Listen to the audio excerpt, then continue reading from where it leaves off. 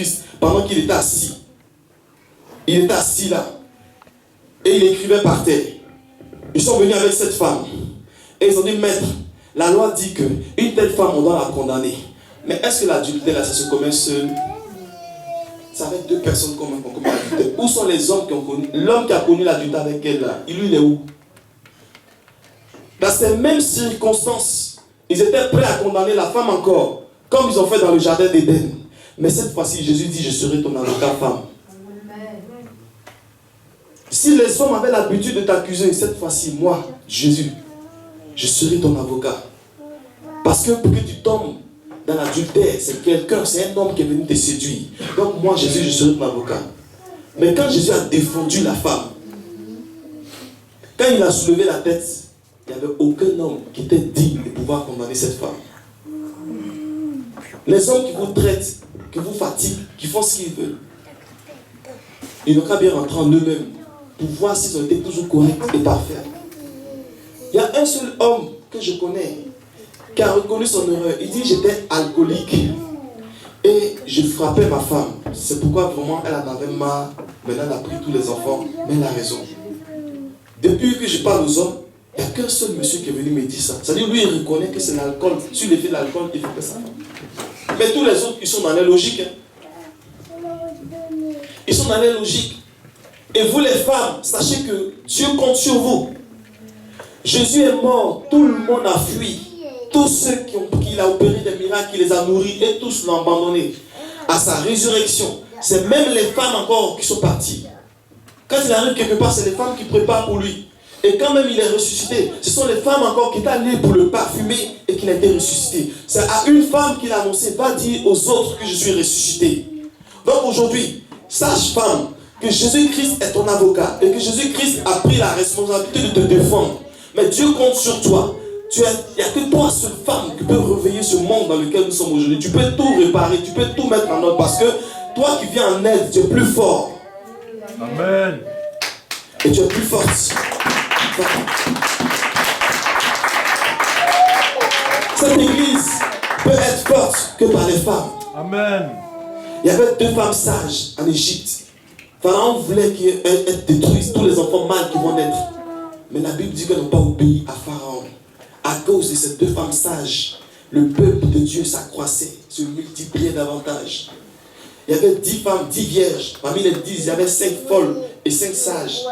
Quand tu es folle, tu es insensée. Une femme folle est insensée. Détruit ce qu'elle bâtit. Mais une femme sage, elle élève, elle construit. Amen. Et le Seigneur compte sur vous, dans votre maison, dans votre foyer, pour rétablir l'ordre des choses. On a tellement dit des méchancetés à des femmes qu'elles ne croient même plus en elles-mêmes. Il y a des femmes, même quand tu leur dis que Jésus va faire, que Jésus va te révéler, que Jésus est ton avocat, elles ne croient plus. Tellement tous les jours, elles subissent les injures de l'homme. Vous savez, mon père, c'était un beau garçon. Et puis, à son époque, il était vraiment un beau garçon. Et puis, quand il construisait, il n'avait rien encore, il a commencé avec ma mère. Ma mère l'a aidé. J'ai vu même les photos. Au moment où il construisait sa maison, c'était dans la forêt. Il n'y avait pas d'habitation autour de la maison. Ma mère me disait qu'il n'y avait pas de l'eau. Et c'est elle, en tant que femme, qui allait puiser de l'eau pour emmener au maçon pour construire. Donc elle s'est chargée, espérant qu'un jour, elle sera de repos dans cette maison. Quand tout est fini, et que papa a commencé à travailler, tout allait bien, il s'est vu maintenant aller prendre une deuxième femme, une troisième femme. Après, la boisson a commencé à venir. Parce que quand tu prends une femme, tu n'arrives plus à gérer, tu n'arrives plus à te contrôler. Donc les pressions commencent à être énormes. Quand tu arrives à la maison fatigué par le travail, il y a 3 femmes qui vont te dire celle-là a fait ça, celle-là a fait ceci. Donc ça commence à créer des tensions. Et quand ça commence à te créer des tensions comme ça, tu te dis il faut trouver quelque chose pour calmer ça. C'est l'alcool, tu n'as pas pour pouvoir te soulager. Alors que quand tu prends l'alcool aussi, tu deviens violent et tu gardes tout. Donc, je voyais dedans. Et on avait peut-être 5 ans comme ça.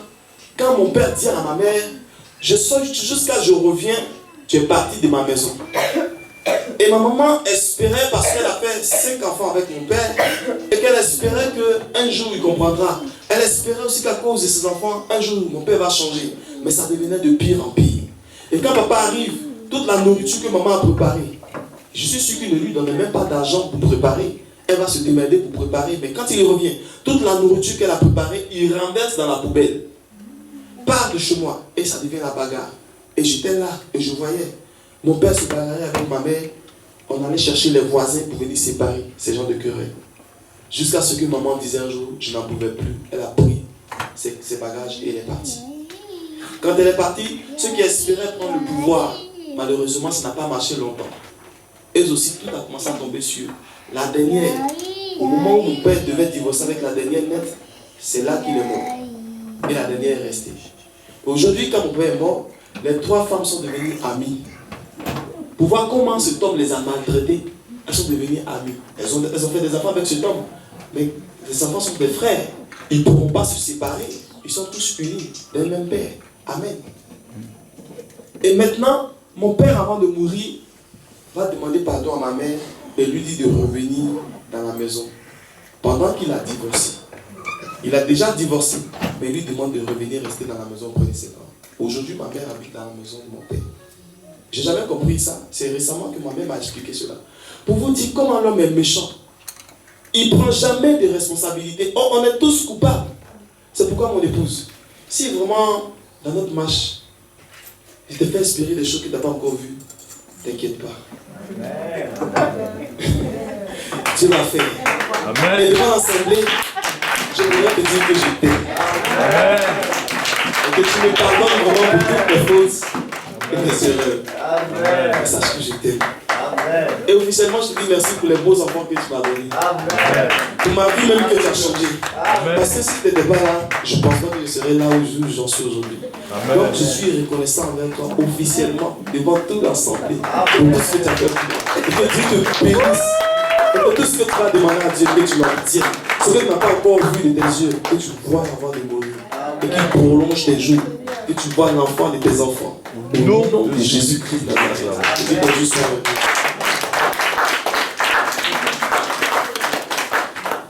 Est-ce que la parole de Dieu fait du bien à quelqu'un? Amen. Femme, amen. Le Seigneur compte sur toi. Moi-même, pasteur, je compte sur toi. Amen. Si un homme t'a jeté, sache que Jésus ne te jette pas. Amen. Si tu as fait même 5 gosses, il t'a laissé tomber, il y a encore de l'espoir. Tu ne peux pas imaginer ce que tu es. Tu es capable de renverser la situation. Parce que cet homme demain, il va te ruiner, il va te finir. Mais toi, ne te laisse pas distraire par le péché. Ne te laisse pas distraire par des faux types qui vont venir te séduire de gauche à droite. Et je bénis le Seigneur pour la vie de Salimata.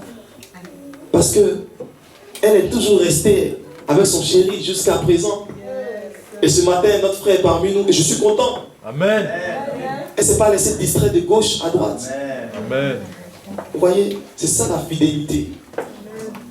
Et mon frère, tu as une bonne femme. Julien, tu as une bonne femme. C'est une femme très fidèle. Et ça, c'est une grâce que tu as eue. Donc aime-la comme tu l'as toujours fait. Amen.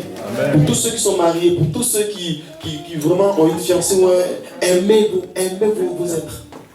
La femme ne nous demande rien, c'est que merci. Merci chérie, merci. Si tu veux l'appeler maman, même appelle maman. Parce que vous savez très bien appeler vos femmes, pour vous marier. Donc femme, tu n'es pas coupable. Non, tu n'es pas coupable. Ne laisse jamais ce genre de mots que les gens vont te dire.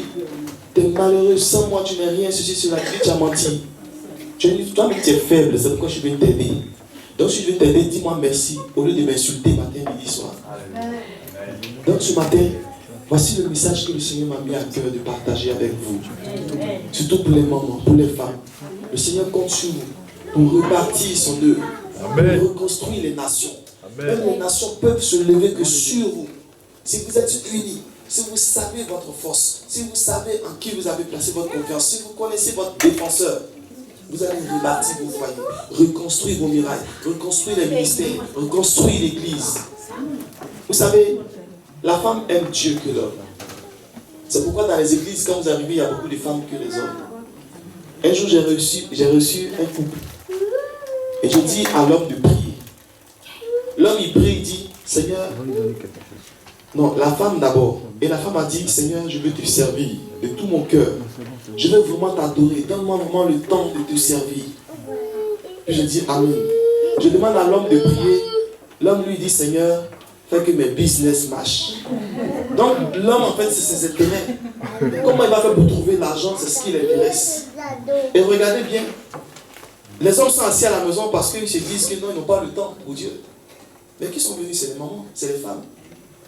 Le Seigneur compte sur vous pour les ramener dans la présence de Dieu.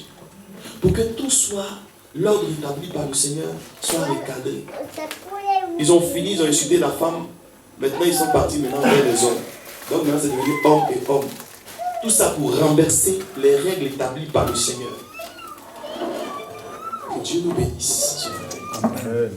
Femme, tu as de la valeur. Tu as de l'importance. Et s'il n'y a pas de femme dans ce monde, nous les hommes, on n'est rien. C'est ça. S'il n'y a pas d'homme, s'il n'y a pas de femme, on n'est rien. C'est la femme qui fait notre fierté. Même dans une église, quand tu arrives qu'il n'y a pas de femme, ça n'attire pas. Une femme, ça attire. Il y a une onction que Dieu a versée, c'est comme un parfum qui attire. Mais si c'était des hommes seulement, ça n'allait pas attirer. Il n'y a pas d'attirance. Acclame le Seigneur Jésus.